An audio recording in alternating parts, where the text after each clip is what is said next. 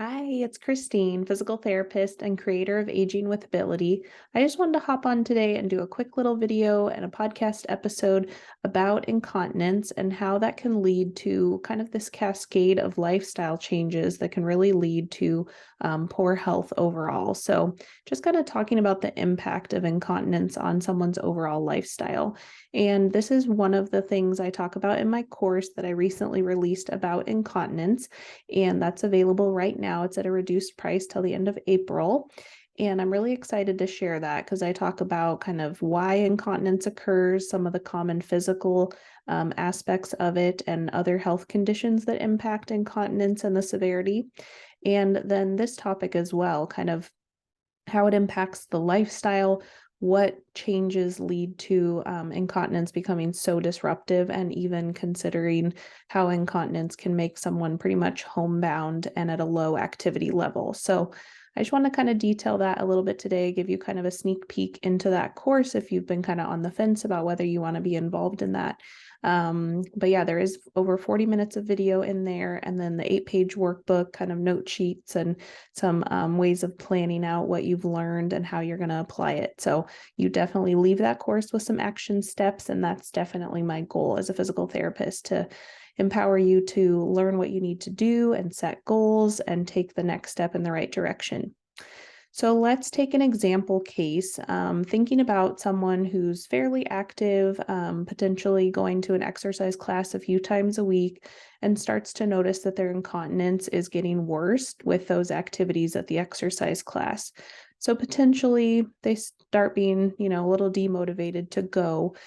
And so that leads to this kind of avoidance of exercise. So maybe that class that was twice a week, 3 times a week, they start going once and they're still just so discouraged. And, incontinence is not something we always want to talk about to everybody. So they may not really want to go and talk to that instructor or get advice from them about how to modify things. So potentially, that person just starts to avoid that class altogether.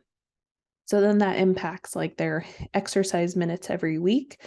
And then it can also lead to just reduced activity overall. Maybe they don't have as much energy as they had when they were exercising regularly, or they start to lose some of that muscle strength. So then they start to decrease some of their other activities, like going out and about, potentially because of some of that weakness in the glute muscles and the pelvic floor. Because of that reduced activity, then they're going to have symptoms with other activities as well, maybe not just that, step class or whatever the case may be.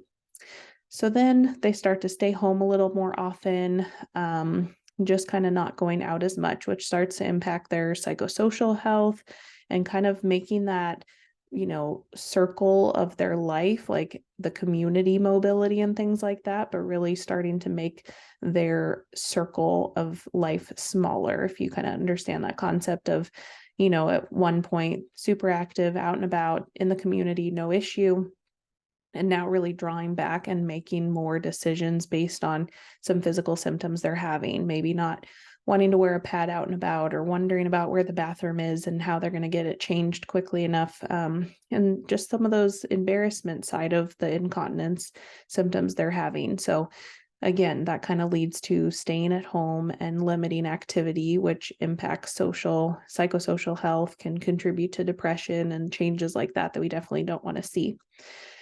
And then it also leads to increased falls risk. So that weakness that they're having, also if there's any kind of urgency side to their incontinence symptoms, that's going to lead to falls risks at home. They're maybe rushing to the bathroom, frustrated about needing to change the brief or pad that they're using again, and can lead to falls. Or overnight urination is another common reason for a fall as well.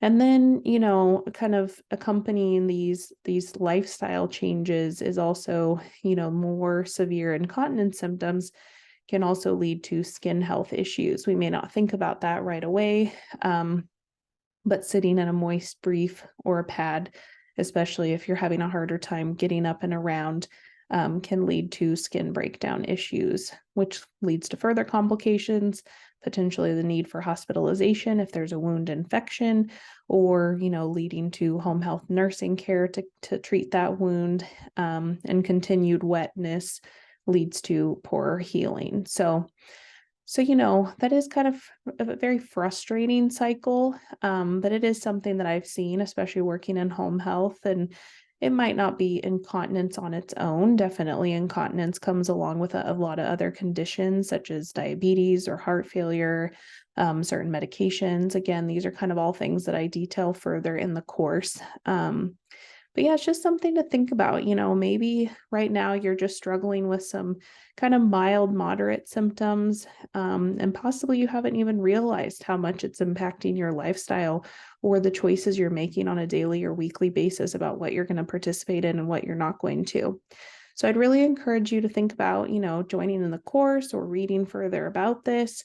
And I really want to encourage you to take action steps now, whatever phase of that kind of cycle you're at.